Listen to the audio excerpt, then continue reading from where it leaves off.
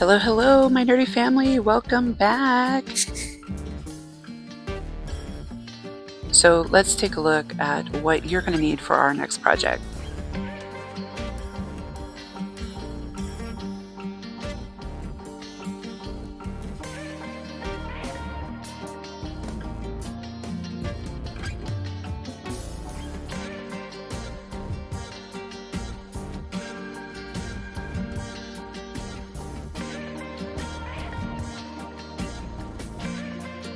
So for this first project, I am just going to go ahead and get right into it with choosing an image from a piece of old ephemera that I want to place on my trinket box. This is going to be a very simple, quick project that anybody can do, and really using things you probably already have just around in your craft stash. I know these trinket boxes have been at Dollar Tree for a very, very long time, so most of the time you're still able to find them. But if you're not, also consider maybe getting like just a little box or trinket box from like Goodwill or a thrift store. They always seem to have some. So I'm going to go ahead and just kind of rough up the edges here, and I like to do this technique where I just basically tear off the edges. Nothing very fancy there, just to fit it to the top of my box. Then I'm going to place it with some Mod Podge. I like to use the matte. It's just what I have lying around basically. So it doesn't really matter if you want gloss or not. We're just using it to secure our image to the top of our box.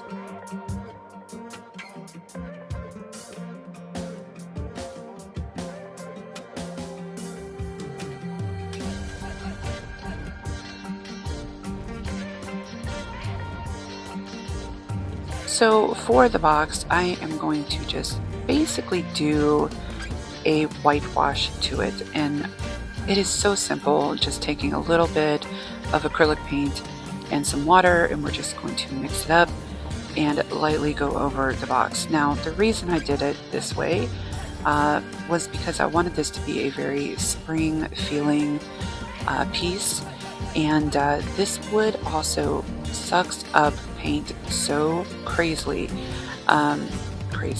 that a word? Crazily? Think about that, guys. But it sucks the paint up so much, and if you really want it to be very opaque, you're going to have to do multiple layers, and I was not about to do that. I don't have time for that, so I just wanted a very quick, simple whitewash that will look good with the image and for the box itself.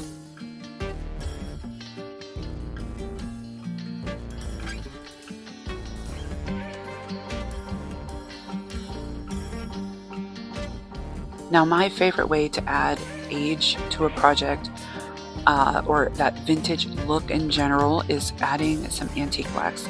Now, I am watering this down as well, but that's because I didn't want it to be too severe on this project, because it is a lighter, airier project, and I didn't want it to be very, very dark and dingy. So, not that I don't have a problem with dark and dingy. Y'all know I like my dark and dingy, but for this one, we're just going to take it easy. I'm going to go a little bit heavier on the corners, but for the rest of it, it's just going to be just a gentle bit of washing of this antique wax, getting into those little crevices on the image, rubbing it in, blending it very well, and basically just giving it some age anywhere that you would naturally see something from the past, something that's old and vintage, have some age. So think of that when you're doing this whole aging process. You don't just want to slap it all over the place and call it a day.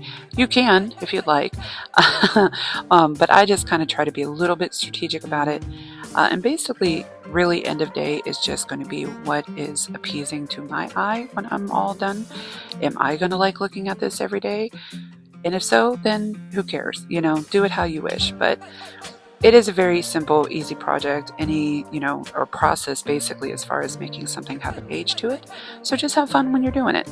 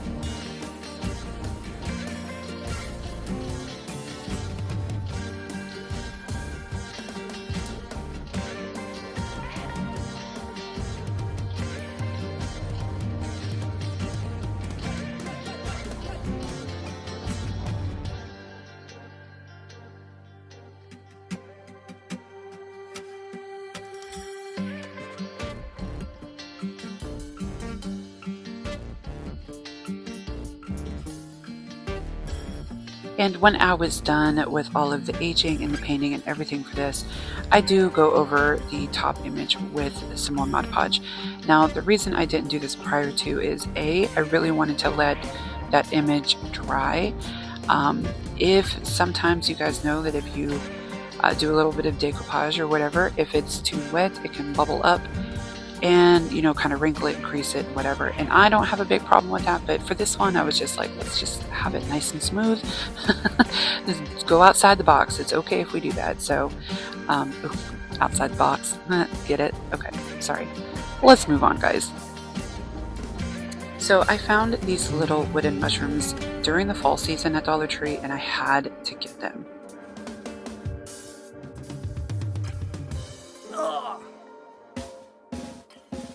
Now that we have our brown paint, I am going to water down just a little bit and go ahead and start painting the stems and the underneath of these mushrooms. This is a process that doesn't really need explaining. You guys know how to paint, I'm sure, and everybody has their own ways of doing it. Me personally, with this, I did want to kind of water down all the different colors that I was using just to give it more of that washed, lighter, airier feel. But again, you do you. If you want bright, vibrant, opaque colors, you may have to add a few extra layers of the paint because, again, this wood is the same as the trinket box and it is very absorbent. So let's just do a little montage or quiet time. No, not quiet time. Just watch me paint, yeah?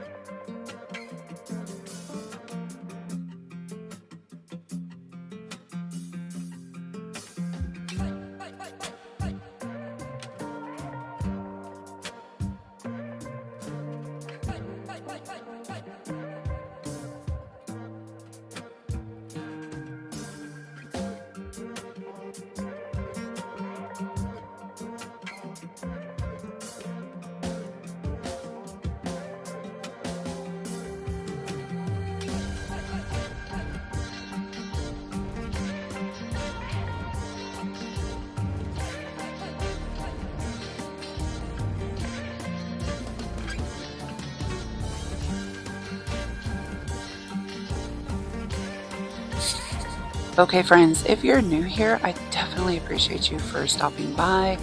I hope you enjoyed today's video. It is a first in a very long time, so I hope you subscribe, hit that like button, do all that fun YouTube jazz. Find me on Instagram even. And for my nerdy family that you guys have stuck around with me all this time, I love y'all. I appreciate y'all so much, and thank you from the bottom of my heart that you continue to encourage me to continue to put out videos. So this is the first and many to come, and I can't wait, guys. Here's 2025. I'm so excited. Now let's check out the reveal.